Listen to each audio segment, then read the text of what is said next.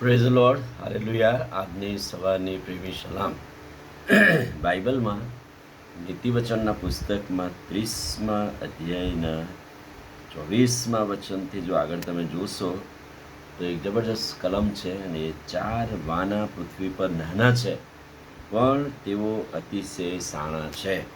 આ કયા 4 વાના પૃથ્વી પર નાનકડા લાગે પણ કે છે કે એની કિંમત બહુ મોટી, પણ તેઓ અતિશય સાણા છે. અને એ તો જે 4 બાબતો છે એમાંની પહેલી બાબત કે છે કે કીડી વિશે. કીડી બહુ જ નાનું ગણાતું એક સજીવ પ્રાણી છે, એને પણ પ્રભુએ પેદા કર્યું, ઉત્પન્ન કર્યું. પણ કીડી એ કહે છે કે પૃથ્વી પર નાનામાં નાનું સજીવ પ્રાણી છે, નાનામાં નાનો જીવ છે કે જે અતિશય સાણું છે.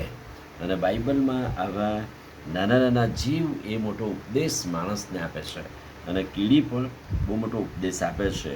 એ કહે છે કંઈ બળવાન પ્રજા નથી, એટલે કીડી જૂથમાં રહે છે પણ એની પ્રજા એટલી બધી બળવાન હોતી નથી કે બીજાને હરાવી શકે. પણ તેઓ ઉનાળામાં પોતાનો ખોરાક ભેગો કરે છે. એટલે કે ઉનાળો આવે ત્યારે તમે જોજો ખેતરોમાં પાક પૂરો થાય ત્યારે કહે છે કે એ ઝીણા ઝીણા કણ કે દાણા વીણી લાવે, અને ટીમ વર્કમાં તેઓ સાથે મળીને સંગ્રહ કરે છે. અને એનો જે રાફડો હોય છે અથવા એનું જે રહેવાનું રહેઠાણ હોય છે ત્યાં અનાજ ભેગું કરે છે. અને તમે જોજો જ્યાં જ્યાં કીડીના રાફડા હશે ત્યાં કહે છે કે કીડીનો જથ્થો એ કહે છે કે એક કીડી એક કણ લઈને ભેગું કરે છે. એટલે કે કીડી પાસેથી શીખવાનો પાઠ, કીડી પાસેથી એની પદ્ધતિ, એની કાર્ય પદ્ધતિ એ માણસને માટે ઉત્તેજન આપે છે. અને એટલે કહે છે કે 4 વાના પૃથ્વી પર નાના છે પણ અતિશય સાણા છે, એમાંનું કીડીનો સમાવેશ થાય છે. આ જ નીતિવચનના પુસ્તકમાં બીજું વચન છે, નીતિવચન 6:6-8 તમે જોજો. પહેલું વચન 30:24 અને બીજું વચન નીતિવચન 6:6-8. આ પૃથ્વી પરના નાના વાનામાં કીડી શું ઉપદેશ આપે છે? તો આળસુ માણસને, કે જે કામ કરતો નથી, મહેનત કરતો નથી, જેને પ્રભુએ શક્તિ આપેલી છે પણ આળસુ બેસી રહે છે, એને કીડી પાસે જવાનું કહ્યું અને કીડી પાસેથી બોધ લેવાનું કહ્યું. હવે કીડી તો પૃથ્વી પર નાનામાં નાનું સજીવ પ્રાણી છે, એને પાસેથી શું બોધ મળે? પણ લેખક કહે છે કે તેના માર્ગનો વિચાર કરીને બુદ્ધિમાન થાય. કીડીનો માર્ગ.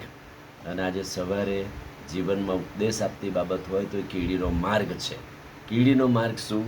તો ઉપર આપણે જોયું પ્રમાણે કે એટલી મોટી બળવાન પ્રજા નથી, પણ ટીમ વર્કમાં રહીને પોતાને સારું ઉનાળામાં ખોરાક ભેગો કરે છે, જેથી કરીને ચોમાસું આવે, બીજી ઋતુ આવે ત્યારે તકલીફ ના પડે. પહેલી વાત. બીજી વાત, એમની ઉપર કોઈ નાયક, મુકદ્દમ કે હાકેમ નથી. આ પણ બહુ જબરજસ્ત વાત, શીખવા જેવી વાત છે કે એમની જે ટીમ છે એમની પર કોઈ લીડર નહીં, એમનો કોઈ બોસ નહીં, પણ છતાં એક કીડી આગળ ચાલી એની પાછળ આખી ટીમ જાય અને ટીમ વર્કમાં તેઓ કામ કરે, કોઈ આગેવાન નહીં. અને આપણી પર કેટલા બધા આગેવાનો, કેટલા બધા હાકેમો, કેટલા બધા કે છે કે આપણી પર કામ લેનારા માણસો છે, મેનેજર છે, આપણી પર ડાયરેક્ટર છે, અને છતાંય માણસ ભૂલ કરે છે. આપણી પર નિયમો મૂકવામાં આવેલા છે, અને એટલે જ કે કીડી પાસે જા અને કીડી પાસેથી એના માર્ગનો વિચાર કર. બીજી વાત, ઉનાળામાં પોતાના અન્નનો સંગ્રહ કરવા. શું બતાવે છે? વર્ષ દરમિયાન સખત મહેનત કરવી, અને ચોમાસું આવે, બીજી તકલીફો આવે ત્યારે શાંતિથી ખાઈ શકાય. અને એટલા માટે આળસુને કહ્યું કામ કર, ઊઠ, મહેનત કર અને કીડીની જેમ સંગ્રહ કર. અને ત્રીજી વાત, કાપણીની મોસમમાં પોતાનો ખોરાક ભરી રાખે છે. જ્યારે કાપણીની સિઝન આવે ત્યારે ખોરાક એકઠો કરે. એને શી જરૂર છે? તો એના દરની અંદર જ્યાં અનાજ છે, કણ છે, ત્યાંથી લાવીને ભેગું કરે છે. આપણા ઘરોમાં પણ જ્યાં પણ એમાં કણ પડ્યા છે ત્યાં તરત કીડી આવી જાય છે. અને કીડીને કહે છે કે એની સૂંઘવાની કે પારક શક્તિ જબરજસ્ત હોય છે, અને એ કહે છે કે તરત એ જગ્યાએ આવી જાય છે, અને એની સાથે એની આખી ટીમ આવી જાય છે, આખો રાફડો આવી જાય છે, અને તેઓ કહે છે કે એ કણને ભેગા કરીને સંગ્રહ કરે છે કે જેથી કરીને એ કહે છે કે તકલીફ કે મુશ્કેલીમાં ના આવે.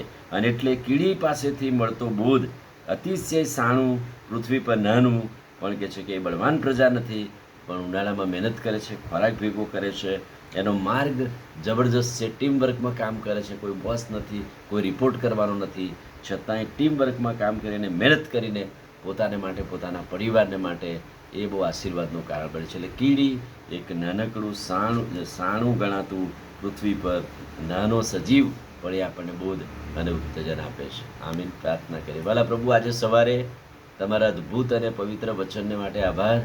વચનના પ્રકાશમાં અમને દોરો. કીડી પાસેથી મળતો ઉપદેશ કે બોધ અમારા જીવનને માટે ખૂબ આશીર્વાદિત થાય. પ્રભુ ઈસુના નામમાં માંગીએ છીએ, સાંભળો અને માન્ય કરો. આમીન. God bless you.